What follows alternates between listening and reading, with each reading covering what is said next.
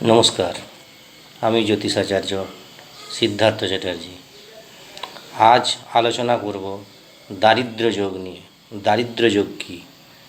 যদি কোনো জাতক বা জাতিকার জন্মকুষ্ঠিতে রবি এবং শুক্র একসঙ্গে বসে, তাহলে দারিদ্র্য যোগ তৈরি হয়। আচ্ছা, দারিদ্র্য যোগ মানে কি? জীবনটা দরিদ্রভাবে কাটবে? না, বিভিন্নভাবে দারিদ্র হতে পারে। সাংসারিকভাবে দারিদ্র, প্রেম জীবনে আসবে না সেইভাবে দারিদ্র, আর্থিক দারিদ্র, বিভিন্নভাবে দারিদ্র যোগ হতে পারে। মানুষের মনে ভয় আছে, দারিদ্র যোগ মানে একদম হাতে পয়সা কড়ি থাকবে না, ভিখারির অবস্থা হবে। এটি ভুল। বিল গেটসের জন্মকুষ্ঠিতে দারিদ্র যোগ আছে, তাহলে বিল গেটস কি দরিদ্র?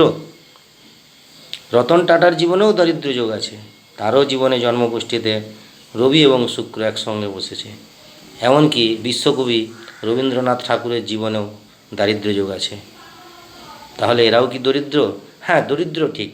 রবীন্দ্রনাথের জীবনে কোনো দিন সুখ শান্তি ছিল না, এই ছিল তার জীবনে দরিদ্রতা। শান্তি জীবনে ভদ্রলোক পাননি, এটি একটি দারিদ্র যোগ। রতন টাটার জীবনে প্রেম বা ভালোবাসা নেই, এটাও একটা দারিদ্র যোগ। বিল গেটসের বিবাহ বিচ্ছেদের পর তার আর দ্বিতীয়বার সংসার হয়ে ওঠেনি, এটাও একটা দারিদ্র যোগ। দারিদ্র যোগ থাকলেই জীবনে আর্থিক দারিদ্রতা নেমে আসবে, এটি ঠিক নয়।